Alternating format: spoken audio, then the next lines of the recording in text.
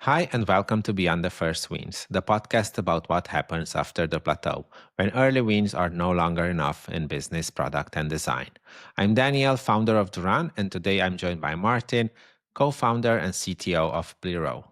Hi, Martin. Really glad to have you here. Please, take a few seconds to explain who you are, what you're doing, and kind of what you're building these days. Thanks so much, Daniel. A pleasure joining you here today. Yeah, I'm the CTO of Bliro. We're doing a conversation intelligence tool for the European market for enterprise salespeople. So we're helping those folks on their journey when they're talking to customers, when they're having meetings, when they're preparing for their day. And we help them throughout their day, post-processing their meetings, writing up their notes, creating calendar and follow-up events, creating follow-up emails for them using AI. So we're joining the AI workforce of the companies that we're dealing with and supporting the humans, to get rid of all the manual busy work, but so that they can focus on the relationship building and actually the part of their work that is fun for them. Awesome. Sounds like a lot of stuff there. If you are just taking a brief moment to think about when you started, how you started, can you remember how things were around those early days? Who was around you? How you ended up with the idea to build something like this? It's a great question. We just talked before, and I said it's very hard for me to think back and to lift your head out of the mud, the everyday mud, and to think back. I founded the company together with Maurice, my co-founder and long-year friend. We were studying together. And while doing our bachelor studies in engineering, we were always trying to, solve problems and to build tools and bring them out in the world and try to help people. But unfortunately, we built those tools for problems that we thought that exist, but in the real world, they never existed. So at some point when we were starting with Bliro, we flipped the coin and we said, okay, maybe we should ask the people first, what are your problems before we're trying to build something for them. And this worked then much better than what we did before. Okay, that's an interesting take. How you ended up switching from that building mindset in a way, that I think this might be helpful, let's build it, to actually talking to customers. Because from my experience, talking and working with a lot of engineers, developers, and so on, they usually end up building stuff and less about talking to customers about what they should actually build. Yeah, a good question. I think it's, you're young, you're learning the skills of how to build things. And then the first thing that you're doing is to build things and not going out, ask what other people want from you, but you just want to showcase your skills to the world maybe. And you're also very idealistic. Maurice and I, we both were, sitting in cafes and thinking of how can we make the world better. And I think this is a valid approach where you can build something very visionary and something that is not there yet on the market, but maybe this is too far into the future for people, right? So we were very idealistic when we started, which might not reflect the actual real world problems of people that they're having right now. Yeah, that makes sense. Especially like your market, it's in a way less tech savvy, let's put it that way, right? It wouldn't say that these are the most innovators or That's true. Yes, they have to follow up, I think, on all those matters. Though in the market of conversation intelligence, of course, it's very fractioned, right? So there are those very big players that were also there in the very beginning, in the early days, Fathom, Fireflies, now Granola is there also, which build beautiful and great products for consumers, for early adopters. We started with this as well and had this motion of putting the product first and letting the product sell itself. But then we noticed that there's a much bigger and obviously harder to get market, but a more attractive market for our case, which is then actually the offline market, offline conversations, salespeople that are working in manufacturing, and they need this much more because somebody that already works in a startup or already is an early adopter of technology, usually their processes are very straightened up and they're fast and agile already. So the value that you add with such a tool is smaller than when you can really disrupt an industry and help them from the ground up with a technology like that. Yeah, makes sense. And now if we are still keeping in a way that time frame in the beginning of what you were building and doing stuff, how or who was more in charge of the product and the UX side, and kind of how things happened on that side. Yeah, so interestingly, Maurice and I, as I said, we studied together, so we have kind of a similar background from an engineering perspective. And then at one point, the other thing is that on a personal level, we really like each other to have our own playground, right? So I doesn't like too much if he's taking too much ownership of things that I'm in charge with, and the other way around. So we flipped the coin and we said, okay, one has to do the product and the other person has to do the business. And so I ended up getting the product coin, none being better or worse, right? But this is just how we developed. And then our career paths kind of were decided by the fate of this flip of a coin. So I was always the person doing the tech and doing the product a bit more, while product is still done by both of us, and we're always sitting together defining the roadmap because it's so central to our business. I always thought that Maurice was some kind of sales guy for some reason. I'm not sure why, but my feeling was, oh, okay, he's the sales guy. He definitely did something in sales for some reason. So the coin flip was destiny, maybe. Yeah, you never know. But what I really like working with you guys is that like both of you take stake in like building and shaping the product. Each of you, in a way, taking and adding their own insights, ideas, and strengths into this. He usually comes with the more customer voice in a way because he talks with a lot of the customers, and you mostly, I assume, with the technical part. Up to a point, like later, I wouldn't say it's like that big of a difference anymore. Or at least that was my feeling in the beginning. Yes, definitely. As said, when you two people in the founding team, and one, of course, has to do the administrative stuff, company building, investor relations, customer relations, and the other person needs to dig into the technical depths of creating a desktop app, looking into different programming languages, creating an architecture and an infrastructure for this, then you're very busy on both ends. And then somehow what comes a bit short, at least in our case, was always the product. So no, there was not really a responsible person for it, but we both were responsible, which kind of, I think, was a good thing because this always created some friction and we had a lot of discussions on it, which I think is important to come up to bring both views together and come up with a solution that is then in the end very helpful for the people. And if you're thinking like we're still in a way on those early days, which part of the user journey got most of either your or Maurice's attention in the beginning, where you focused most of the resources that you had at the time? So first of all, when I reflect the decisions that we made in the maybe first year that we were building on this, I would say all of them were wrong. And there was not really much that we did right. So it was really a period of learning, I'd say. We were much too drawn to, there was some person that we wanted to build this product for, and then we were much too over training on this person's case and not generalizing enough, maybe. Then there was another person or another customer, potential customer, that we were building stuff for them, and it was very hard for us to say no. I think this was one of the biggest learnings. Then we focused way too early on the top of the funnel, where we thought about, okay, do we need marketing? Do we need to put more people into the product? While actually our retention was very low, right?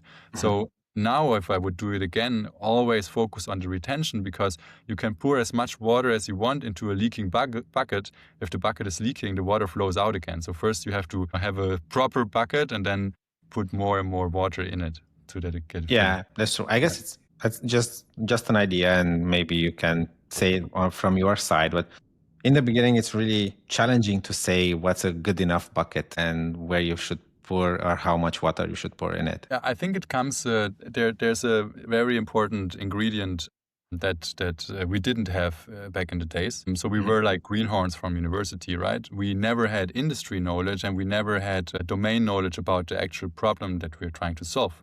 So even though we did a lot of interviews with analysts and salespeople from multiple industries, it's this notion of knowing what is actually needed, what is the core of what we're building, what is actually needed, and what can become our bread and butter business, and what is the main problem that we're solving. This is something which is, if you know this and if you're straight on this and focus on this and execute this through, I think this is the most valuable thing that you can have, clarity on what you actually want to solve. Because for us, we were like building this product while at the same time we were learning about our customers. We were learning about who might be the actual user or our ICP. And so we did a lot of turns left and right. And I know that we did this, some opportunity trees, and we span them up. Yeah. And it's okay, we have to go there, but we have to go there also. We got a lot of mentors that tried to support us, and we were always too broad with those decisions and didn't focus enough. That was a big learning, that we have to focus stronger. And kind of when or how did that shift happen? I think this shift happened. So first, in the situation that we are, kind of the conversation intelligence tool can be used by anyone, right? In theory, a school teacher could use Bliro as much as a salesperson, as much as somebody completely different, right? So our customer base was always pretty much scattered. This makes it very hard to find, the signal in the noise, so to say. And we had to this had to be an internal change where we had to internally decide, okay, where are our strengths in the product? What are our technology advantages and USPs against maybe other products that are in the market? And how can we lever them the best? Which is the ideal customer profile for us? And when we did this turn and when we said, this was very painful, right? Because deciding for one customer segment means that we're not building for anyone else. So at one point we said, okay, we're building for customer group X, but we're selling to anyone. If they want it and if they need it and if it also fulfills their use case, that's completely fine, but we're not going to build for them. And this clarity, saying this to us every time when we're iterating on the product, we're like, okay, is this important for the exact customer group that we want to build for? Or is it noise that comes from the side which distracts us maybe from the way that we want to go? And this question you always need to ask yourself. So it was rather an intrinsic decision that we said, okay, we have to focus now because we could sell to anyone, we could build for anyone, but we have to focus for one specific part rather than, the market is defining it, rather than, okay, there's a clear customer group which likes the tool much more than others. Unfortunately, we never had the situation. Otherwise, it would have been easier because, you don't have to decide hard yourself. So it was more like a decision on your side than seeing any kind of traction in the product or how people are using or who are the people that are using the product at that stage.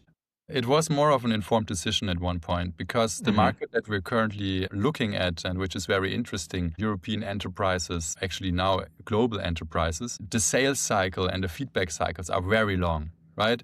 It's easier to iterate with startups where, sometimes we make a sale from the first demo to the sale in a couple of hours. And it's much easier to get feedback from them where it's very agile, where they're very involved than when you're selling to a large construct where the sales cycles are 6 months when it's a very short one, right? And we have sales cycles that they're going on for forever. And we're doing progress, but it just takes forever until everybody is up to date and all discussions are made on that.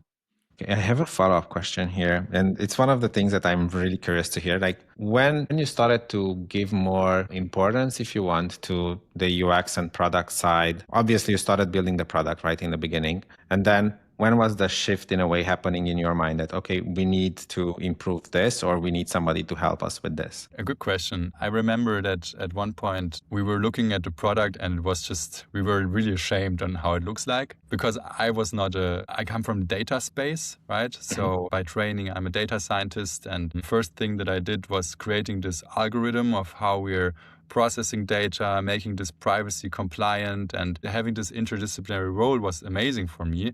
But I never ever built an app before, like a desktop application or something like this, right? I never really designed a website well or something like that. Our skill set on design implementation even was very, very low. So the first apps, and it was pre-GPT, right? You couldn't just ask a chatbot to beautify something. You had to do it yourself, and therefore it was very, very ugly. So if I remember the first apps that we had, it really looked like in the 80s, super, super rough UI, very buggy, whatnot. So we said, okay, we need somebody that we really can, or let's say it like this, there was this point where we thought that the design inconsistencies and the unprofessionality of our design is actually harming our business, right? Okay. Where we came to the conclusion and we said, if we hire someone to polish this thing, to create a design system, whatnot,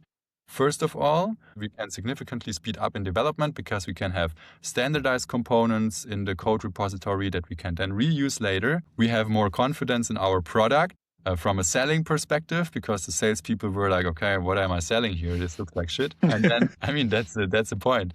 And then actually what you also want is you want to work professionally, but then you have also to have this appearance. You have to have a professional appearance. And this is something which is very important to us. Excellence in what is the first and the second impression, right? So our sales decks are super polished. Our sales process is super smooth.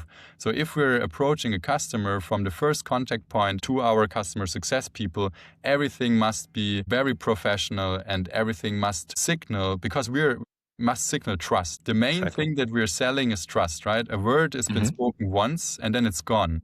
So our whole product builds on trust that the person trusts us. He doesn't need to write notes himself anymore. The app is doing it, and we're doing it in a privacy compliant way. There are legal risks. There are risks of, being blamed when the notes are not there and you write a shitty follow-up. So there's a lot of trust involved here, and we must be trustworthy from the beginning. And this comes, of course, with design. So in a way, you would say that design helped once building the trust, then helping you speed up development and like professionalizing what you have there, even like smoothing out parts of the sales process. Definitely. It comes hand in hand, right? Mm-hmm. I think this is when you have something which is nice and polished, and when you go to a friend's place and the friend's place is very cleaned up, then you behave different than when you go to a friend's place and it's very untidy, right? That's also what we want, the spirit that we want to have in the company, because the people that are working here, they have to convey their trust to the users, right? They are using Bliro, of course, every day. So they have to trust in the product, and then they have to convey this trust that they have to their customers as well. And they have to be convinced if they say, hey, this is a great tool, I really advise you buying it. And this comes with of course, technical excellence. This comes with smooth processes and well-thought processes. But of course, the first thing that you're going to see and the first impression that you're always going to make is design. Awesome. Well, moving a bit back to the product side and building the product, like obviously being a startup, you have a lot of ideas that you want to maybe try out, feature ideas, feedback from their customers, and so on. What you don't have necessarily is like resources to build all those stuff. And what you end up probably doing is like you place some bets, right? You maybe create a roadmap and you try to execute on that. Back in the days, or even nowadays, what are those, in a way, bets, or what are those features that felt almost like a bet, that you weren't sure that it will work out, but it felt like something that you have to try out, you have to build it because, I don't know, you have a hunch for that or something? Good question. There are multiple angles that I can approach this. I think the in general we didn't have a big bets to be mentioned here in the feature wise, because we were, as I said, I think there's a big spectrum. There's a spectrum between being very granular in iterating and doing small iterations of things that that are needed next. And there's the other thing where you're very visionary and you build something that could fly to the moon, but maybe not. And especially or most of the cases, probably not. And as I said, we began when we first built products, we began very much on the visionary side. We wanted to make the world a better place, which we still want to do, of course. But we did these crazy moonshots where we just did something, we tried to sell it, nobody needed it, right? Although we believed it was the greatest thing on earth. And then we switched our methodology and we were much more analytical. Everything that we're doing is powered by customer feedback.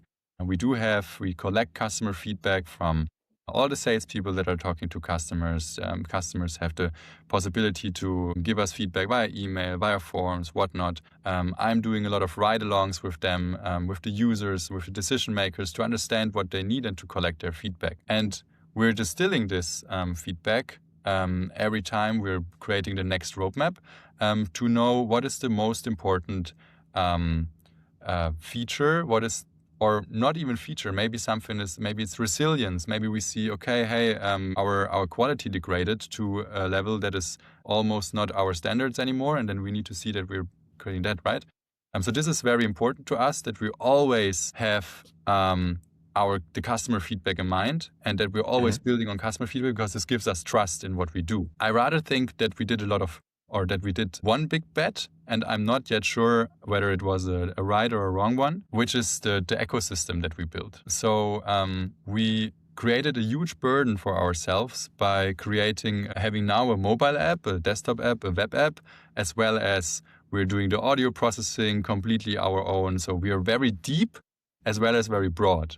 And this is always a really bad combination. If we're looking at other players, for instance, in our market, when I look at Granola, for instance, which I really admire for the products that they did, until the seed stage, they didn't have a mobile app. They were only having a desktop app. There was not even a real web app they had. So no place where you could see your meetings really in a web app view, but everything was just in the desktop app. So it was one ecosystem, and they only built it for macOS.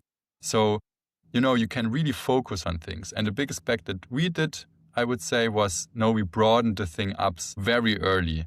And this felt wrong, and it was wrong, I would say.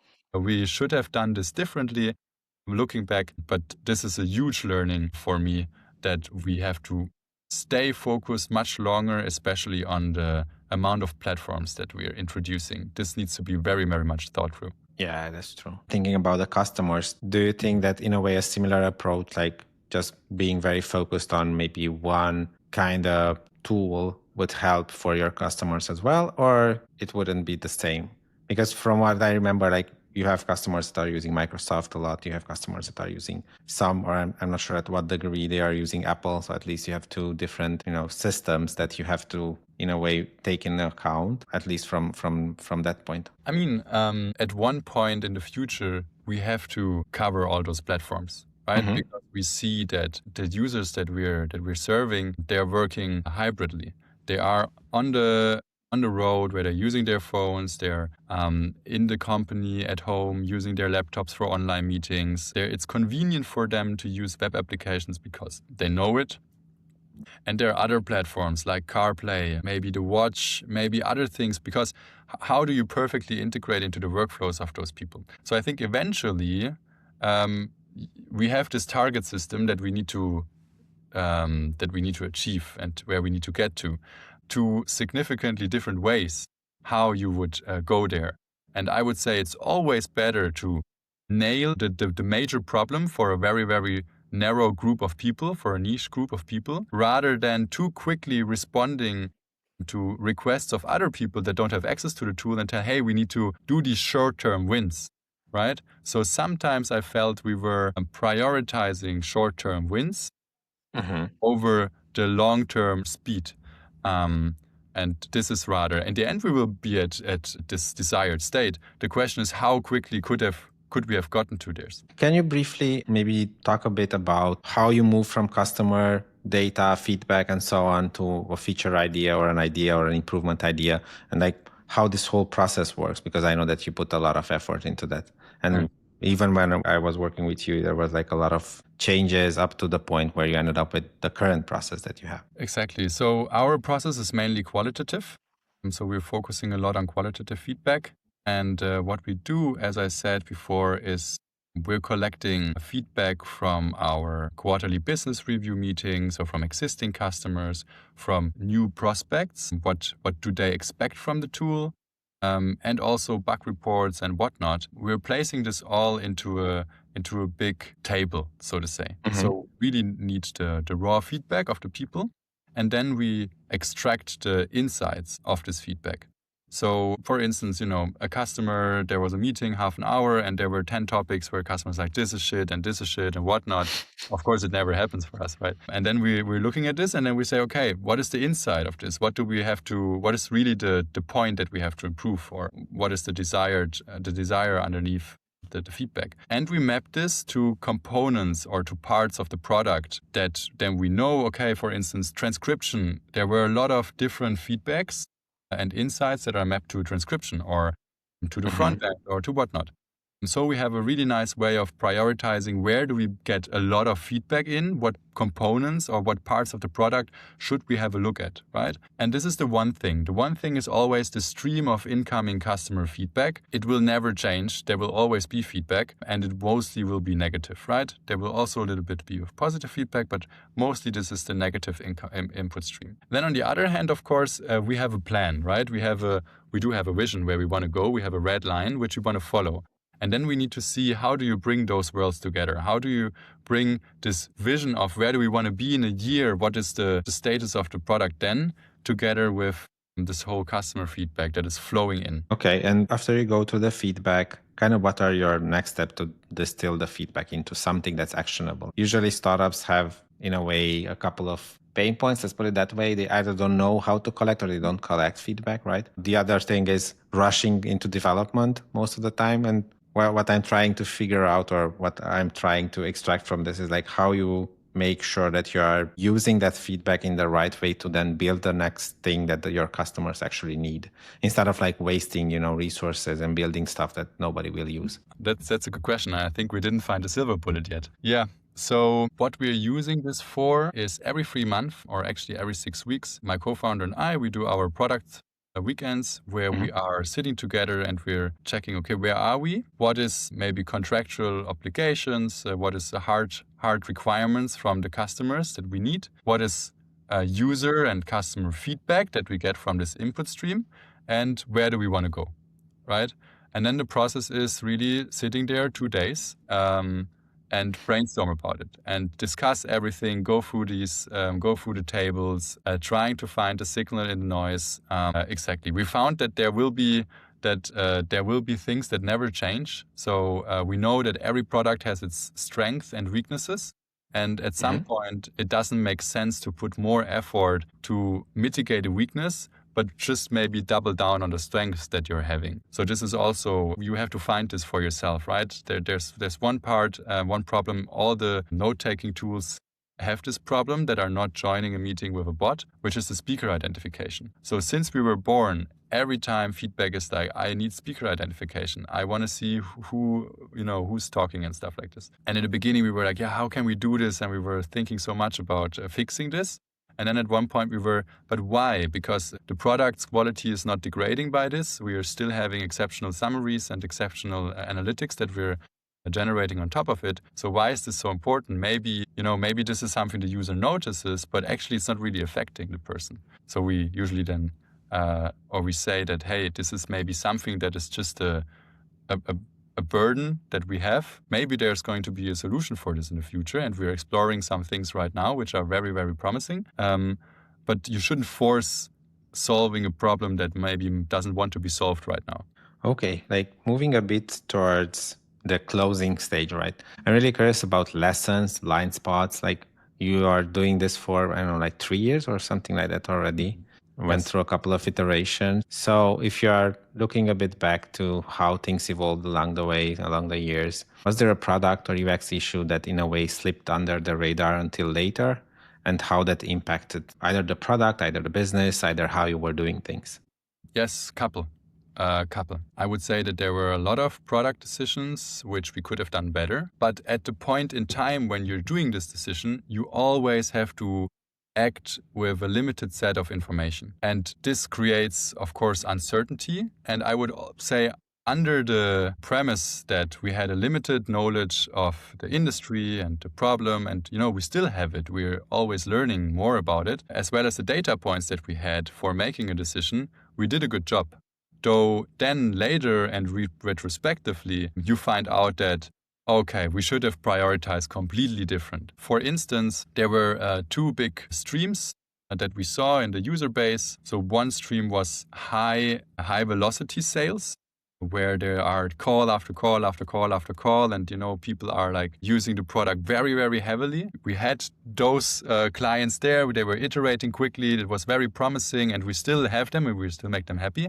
And then the other case was this rather slow and just 2 to 3 to 4 meetings maybe a day, but then very long meetings, very technical, very deep meetings, where the requirements were completely different. So a system that is built for the one case is not built for the other case. And then we were often, because this was before we decided for one of the streams, and then it was too often that we decided for one stream, created a feature. Next time we said, yeah, but now the others are unhappy. So then we created for the others, and then, no, now the others are unhappy. And then we were like always between the lines. And then only when we said, okay, we have to really say, hey, this is now, we're building for those guys. We're also selling to the other guys, but having this segregation was very, very important and also relieving for us, because all of the decisions and all of the feedback that we're also getting in, right, can now be categorized by importance. And this makes it much, much easier for us to do good decisions for the people that we actually want to build. Do you feel that the way you make decisions changed, or how much it changed from the early days of building Bliro to how you build Bliro now? I assume you have more insights and more feedback and data that you work with right now if you compare it to when you started. But kind of what are you looking into, or how you make these decisions? Because you still have the uncertainty there, right? Because no decision is 100% sure that it will work out. Where is in a way that line that you say, okay, this is good enough, now we can move forward? I think there are 2 dimensions that we should look at here with decision making in product. One dimension is actually clarity. If you know where you want to go, you can filter much better. You can really say, hey, this feedback is relevant, this feedback is not relevant. And when you focus enough, it's much easier to see a path forward, because all the noise goes away and you have a more limited set of options that you can choose from. And then it's more clear what is to prioritize these options. So really it's about first you have to be certain yourself, where do you want to go and what is your path forward, and then you can walk it.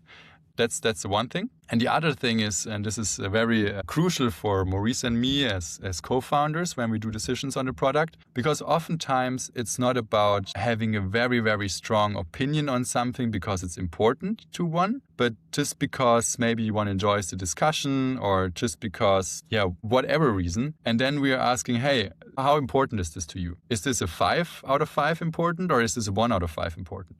And then often, if we're stuck, and then somebody might say, oh, this is actually just a 2. So I don't really care about this, but my opinion is that, right? And then you defend it. And then we're like, okay, you care 4, I care 2, then you own it. Then we just do it how you want because you care more about it, then you own it. So often decisions that we learned are not about, are being right or wrong, but how much do you care? So you kind of split decision making between 2 based on, in a way, how much one of you cares about that specific topic or area of the product or the business? Kind of, yeah. I think it makes a lot of sense in between co-founders because you're on an equal level and there's nobody you can ask, right? So you have to make a decision.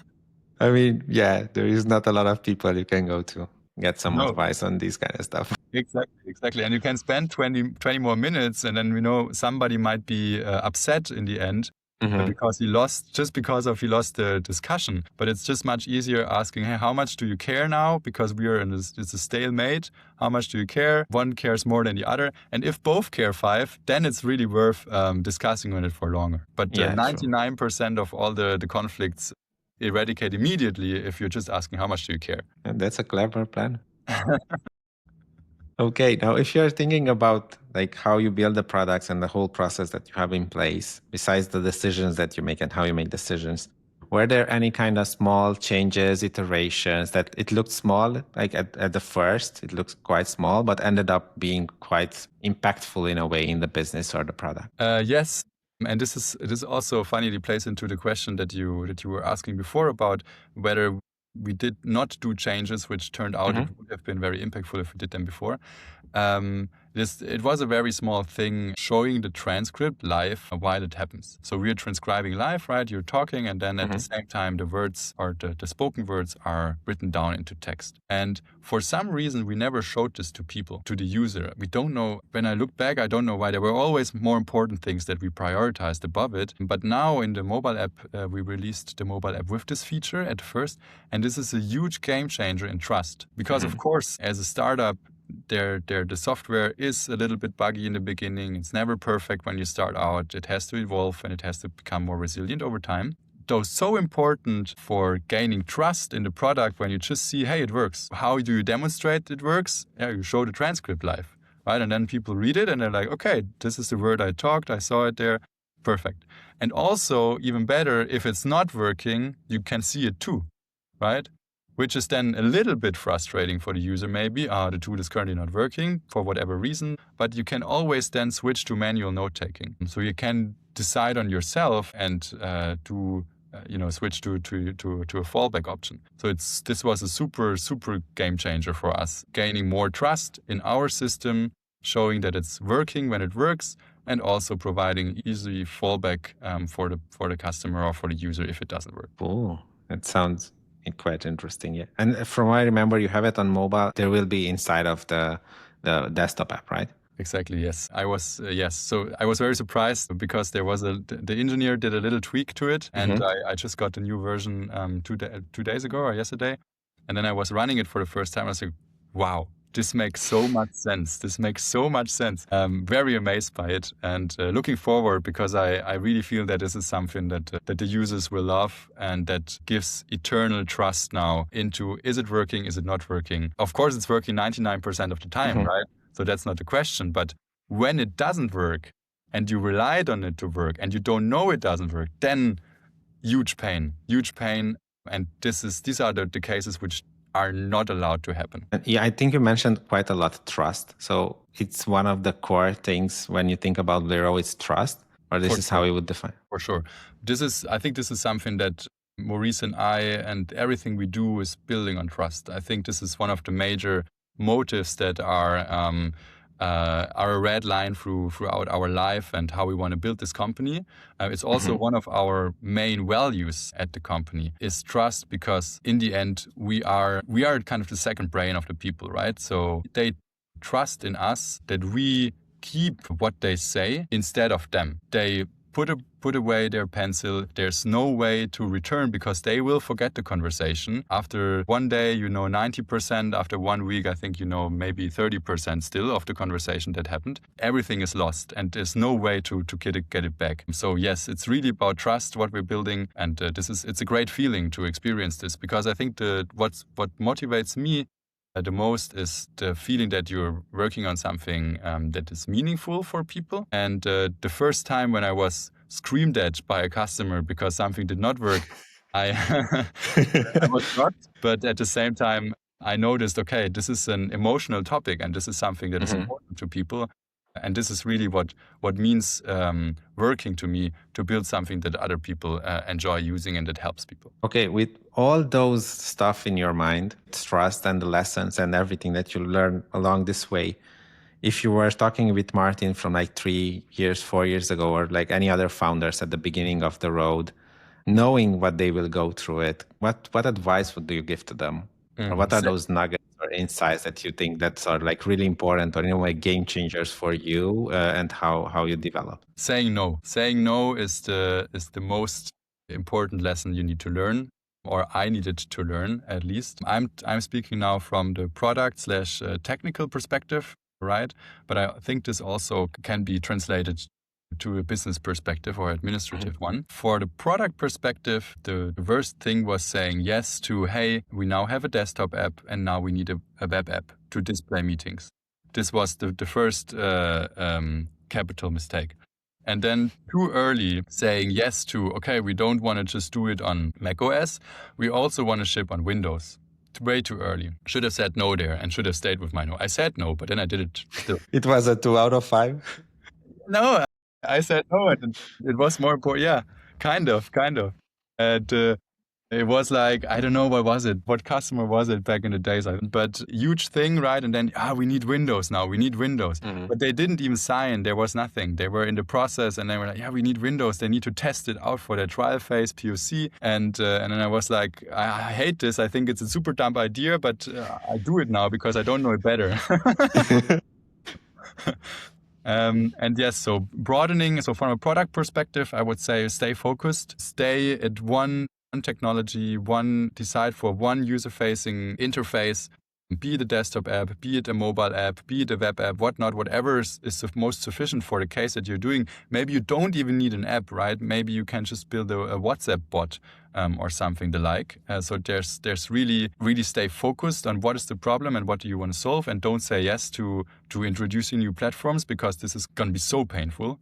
And same focus also by knowing where do you want to go. Put a direction. It will be the wrong one for sure in the beginning. So you will shift plans over the time. But for the time being, go with one direction, try out this case. If it doesn't work, go back, try out another one. Instead of being too broad and not being sure for whom you're building and what you're doing, and then you're getting forward but not quick enough. And it doesn't feel like riding a wave. It rather feels like, walking through mud step by step. And we did this way too long. Are there any resources, books, or like anything that you felt it was helpful at that stage? Doesn't have to be like books for like product related stuff, like in general. Yeah. We were a very pragmatic team, I think. So we always had the saying, build and sell, to keep it very simple. So we're building something and we're selling it. This is how we're doing things. Trying to be pragmatic is, I think, something that helped a lot. There is a book that I can recommend. I got it recommended by a CEO that I know and I worked for formerly. And actually this book helped me a lot. Creating internal processes. When the team grew, how can I create an organization which can iterate fast and move fast, and have a process for this, having some advice for this, which makes a lot of sense. And it's High Output Management by Andrew S. Grove, which was the CEO of and the founder of CEO of Intel. It's a little bit outdated. They're still talking about facts and, it's from the 80s, I think, or something. But you can translate it very well into modern world. And it gave me a couple of very good methods that I'm still using. Yeah. Great. And can you share like some future plans of like Bliro, how you plan to grow it? What's next for you? We're trying to nail it, of course, for our users. So we know exactly where we want to go to. And this is a really great feeling. We have an amazing team. We just scaled it up. We moved into a new office here in Munich. So we have a really great spirit right now in the office moving forward. And technology and product-wise, we will now explore the field of agents much more. So we really are doubling down on this agentic workforce. We're seeing it everywhere. It makes so much sense to not stop at the boundary of our tool, but actually step over this boundary and have agents that are working in other tools for our users, really making their life easy. Awesome. Thanks, Martin. It was really nice having you here and learning about how you build Bliro and the lessons that you learn along the way. Thank you so much, Daniel. Pleasure as always.